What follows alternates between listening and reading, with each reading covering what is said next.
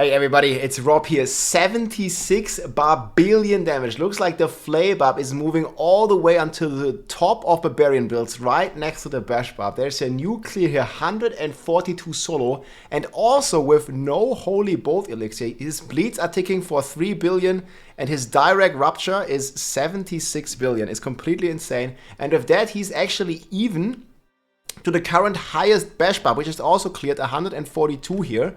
And we have the full build guide planner and video in the description. We also updated the tier list. There's a pretty crazy new clear on Sorc, which also has done the highest solo clear now. And everybody was thinking the Sorc is the weakest, but it's 147 now on the Sorc solo here by Mekuna.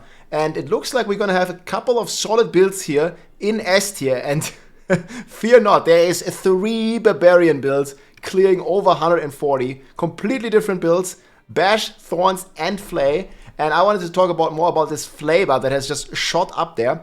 And just watch here his finish. It's a guy here, I'm going to link the video, PXX. And I think he's playing a build variation from King Pig, who's been theory crafting and spearheading the Flay Barb. And this guy apparently is playing a very similar build. But either he just has Giga Gear or I don't know what the hell. But this guy, you see his bleeds are ticking for 3 billion twice a second. That's 6 billion DPS without rupture. And he's just finishing the 142 here, like in relative easy modes, it looks. I mean, he makes it look easy. I'm sure it's not easy. But man, this is truly the season. You see here 3 Barbillion twice a second. And this is truly the season of the Barbarians. Like, it's actually insane, man. And with that, guys, he I think he ruptures it there. You saw it. 77 billion rupture here at the end. And this is definitely one of the highest non-bugged holy numbers I've seen. So this is no Holy Bolt elixir. And you guys can see here, he's rupturing this boss for 77 Barbillion. Look, there's nothing, and then boom, 77, man. That is completely wild. He's ripping the guts out of this boss, and he's fucking winning. That's so insane. Yeah, he's using the pole arm. So he's using the pole arm for the double multiplier. We already have this in here as well. With pole arm on the technique slot. Let me see if I can log in for a second. Like, you're basically getting a 15x when you're healthy, and you're also getting another multiplier from the executioner glyph. I believe that is the pole arm meta that we talked about here with the executioner. He's getting a 1.1x only from the executioner. You guys can clearly see here in the video that he is using a pole arm, and those prices of those pole arms have already gone up like crazy. And here you guys can see on rank 10, you get an additional 15x when you're healthy. So 15x and another 10x multiplier here with the polar meta. And that actually has placed the Flay Barb very comfortable right next to Bleed Barb and slightly above Thorns Barb. And the crazy thing is, this can also, you don't have to, but this can also be played in Eternal Realm here. This is a clear on Eternal Realm with a pole arm. Like, no Holy Bowl, no season theme, nothing. Just pure Flay. And obviously Flay is amazing. It's the best build against any single target. The only problem is it's a bit struggling in AoE, and you can see this in the clear itself here. The AoE is still a little bit of a problem for this guy. But I think he plays it pretty smart, like grouping them in the corner, getting them all together, and then using Rupture all the time. And obviously, if you are playing in season, like most of us are here, you can use the Holy Bolt elixir on top of this. And the Holy Bolt elixir will seriously help you a lot with the AoE attacks. And this is super cool build, man. I did not expect this Flay Barb here to shoot up and actually compete with both Thorns and the Bash Barb. I think there was only a handful or almost no one that predicted this at the start, that the Flay would be so strong. And this is all thanks to the new tempering recipe here that allows your Flay for extra duration. You can see here, Flay duration. And this basically is a separate multiplier for your Flay, because instead of 5 seconds, it now deals the same DPS, but over, I think you can get it up to like 20-something seconds.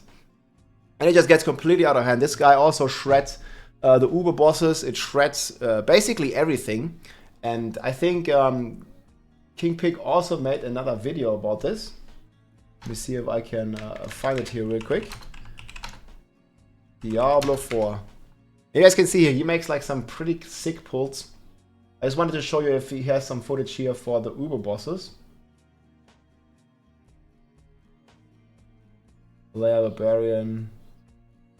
Holy OP test. Yeah, there's definitely a couple versions, but you can instantly walk up to any Uber boss and kill it with this build as well, because you know you're doing Barbillions of damage.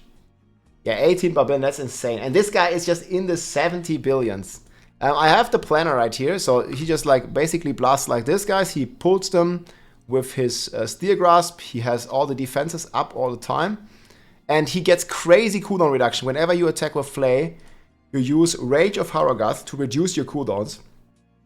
And this just helps you a ton with like spamming all your shouts, keeping everything up permanently. Also having permanently the Warcry up. You guys can see how fast, if you're just looking at the cooldowns, how fast he's resetting them here in the fight. Boom, reset. He does a rupture, boom, reset, boom, reset, boom, reset. It goes pretty crazy. And this, my friends, might actually also be one of the only options in a group to kill the boss at the end, because you can pretty much get a perma Warcry up here, and you can play this in a group and still have at least some hope to kill the boss, because on the high tier, the boss is an insane damage tank and sponge, and you almost have no way of bringing it down. And the Flay Barb here might at least somewhat save the day, as he is taking down these elites here. But you can see the AoE is not that great, so maybe you can combine it with this crazy Sorc build that we've been playing with Mekuna in like 150 plus. And we'll see how good it's going to do against the boss there. Definitely still going to be quite the fight, but maybe just as a support and also semi-damage dealer on single targets, it might help us out. And you see here, like, his enemies, man, they are bleeding for 500 billion. And yeah, then at the end, he spawns the boss, and I don't know, how many minutes does he have for this boss? I mean, it still takes long at the end here. So he has about 8 minutes for this boss, I believe.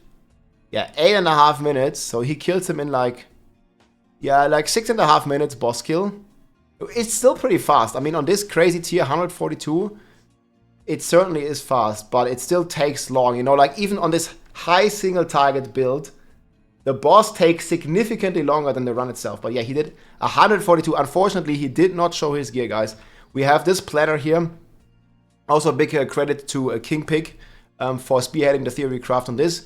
This is the current Flay build, I believe, how it is the strongest, with a polearm and with the one-turn rupture. There's also slightly different setups you can use. For example, since you have Iron Skin with Rage of Harrogath, you could also use the conceded aspect. I've seen this in some Chinese planners. I'm not sure if he's using it in this clear. Unfortunately, he did not show his gear. But this is obviously another cool way to get a multiplier if you have the barrier from your Iron Skin. But yeah, Harlequin's Crest, Rage of Harrogath, Rapid Aspect, Iron Warrior, Hectic, Moonrise, Edgemaster, one-turn Rupture here to keep your bleed dots on the target while you continuously bleeding him for the 70 billion that you saw.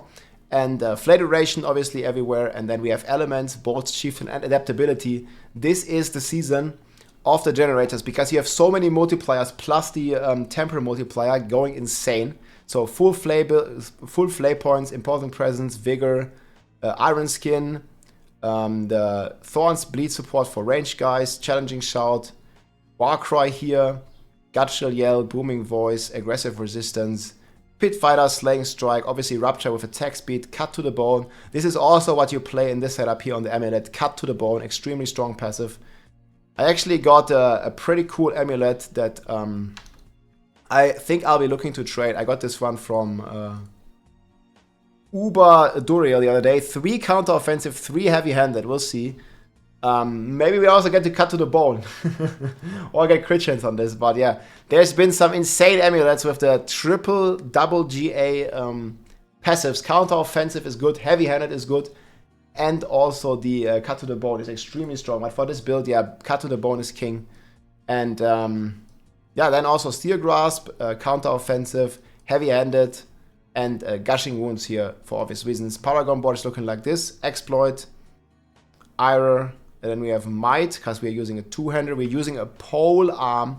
We have Wrath, Hemorrhage, and then up here, Decimator with the Executioner Glyph. This one is giving you the crazy multiplier with a pole arm. And then we have the Marshal here for the cooldown reduction with the Blood Rage. And yeah, this has been some pretty incredible clears. And I'm super excited to what we will see going forward. Like, it looks like many of the classes here Like rogues were doing pretty good at the start, but it seems like they are like capping out in like 135, and the barbs are currently pushing into the 140s, low 140s, and then the sorcerer out there is rocking like crazy. And the sorcerer, especially if Mikuna keeps pushing here or some Chinese players, they're definitely gonna be clearing solo pit 150. And as you may or may not remember, this one is giving you, and I never know where it is in the game, under challenges, this one is actually giving you tier 150 or higher completion is actually giving you an achievement. So we are currently stuck in pit 154, but this is in group, and the sorcerer is the main DPS, and it seems like the Sorc, who actually was the underdog of the season, now is the highest potential damage output that you can do in AoE damage, just because the shatter combination is just so crazy. And yeah, 147 has been done in solo. Sorcerer shot to the top of S tier, and there's 3 barbs right there, and then the minion necromancer with the holy bolt elixir is still on a solid second place. But yeah, this Flay Barb might be actually the strongest build, because it's not relying on holy bolt elixir, and I think it's a bit more consistent than the Thorns Barb. I also seen this done some pretty crazy speedruns, so if you haven't tried it out yet, Flay Barb is rocking. I'm definitely looking forward to once I finally farm the gear, because this gear is not easy to get. You have to get the Temperance, and Flay duration is 1 in 5, so that's even way harder than Bash. And you guys know we are all part of the brick nation, and constantly bricking our items, and those triple GA items, especially if you want a mace or something and you want Flay duration on it, it's gonna be expensive, and then you have to gamba it. And I might do this here, you know, not so long from now, because I've actually prepared some of these items here. But yeah, I'm just afraid, man. We're gonna use pity mechanic, but we could still, you know, brick all these items, and even the Flay items now are already pretty expensive. Same goes for, you know, the polearms. The prices of them went up significantly, and yeah, rightfully so, because the polearm is insane, guys. You should try it out. Flay is a ton of fun. Log in, try it out. Generator season it is, man. Bleed is good, and Barb is good. We'll see, my friends. Take it easy. GG. If you like this video, make sure to subscribe, leave a like or a comment. I'm also live on Twitch almost every day, so come and say hi.